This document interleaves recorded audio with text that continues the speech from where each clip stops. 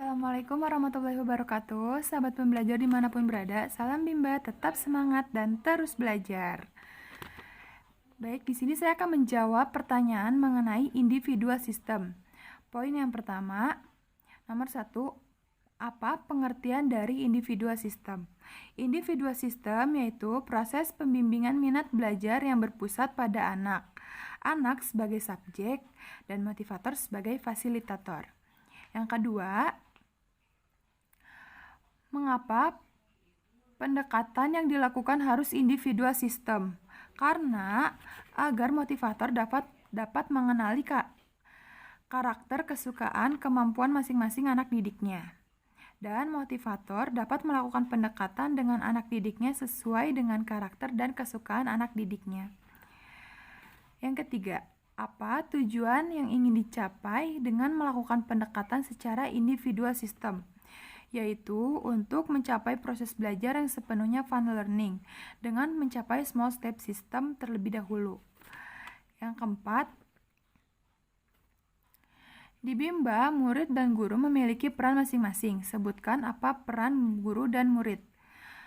Murid sebagai subjek belajar dan guru sebagai fasilitator. Yang kelima, apa perbedaan antara metode individual system dengan classical system? Individual system yaitu perbandingan anak sama guru lebih dikit.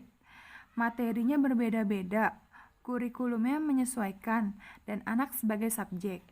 Kalau classical system, perbandingannya itu banyak, materinya seragam, kurikulumnya sudah ditentukan, guru sebagai sumber belajar.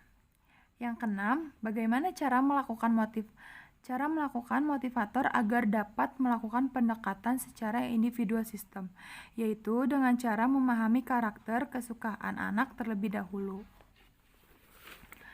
Yang ketujuh,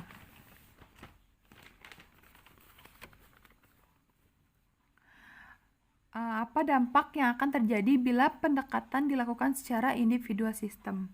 Yaitu akan terciptanya proses belajar yang sepenuhnya fun learning. Yang kedelapan, apa dampak yang akan terjadi bila pendekatan ini dilakukan secara classical system?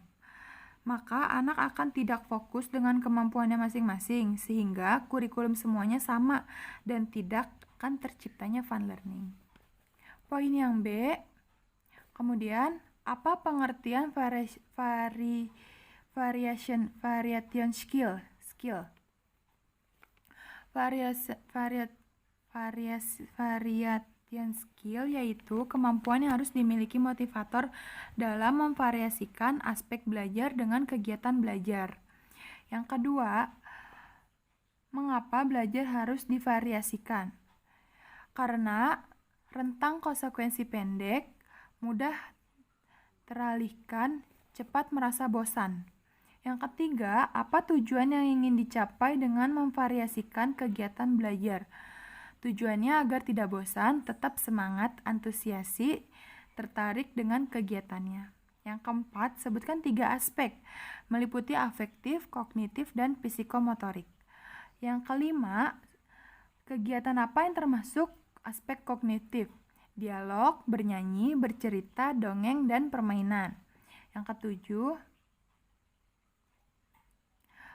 kelima, kegiatan apa yang termasuk aspek kognitif? Membaca, matematika. Yang keenam, kegiatan apa yang termasuk aspek afektif?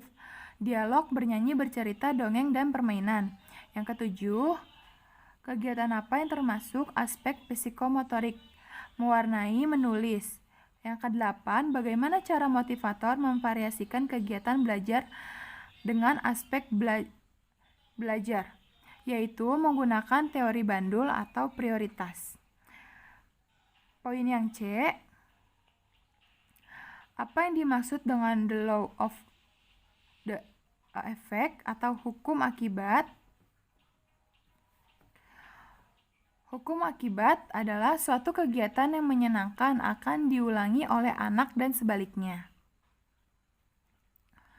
Kemudian, hukum latihan atau the law of exercise adalah suatu kegiatan yang dilatih terus-menerus akan meningkatkan kemampuan. Kemudian, hukum kesiapan atau the law of readiness.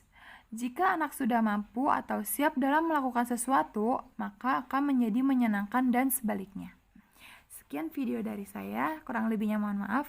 Wassalamualaikum warahmatullahi wabarakatuh.